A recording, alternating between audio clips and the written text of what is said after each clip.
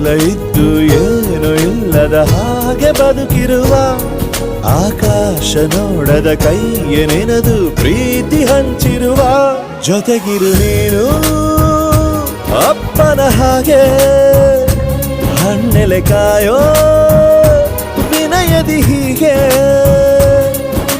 ನಿನ್ನನು ಪಡೆದ ನಾವು ಪುನೀತ ಬಾಳು ನಗು ನಗುತ್ತಾ ಬೊಂಬೆ ಹೇಳುತ್ತೈತೆ ಮತ್ತೆ ಹೇಳುತ್ತೈತೆ ನೀನೇ ರಾಜಕುಮಾರ.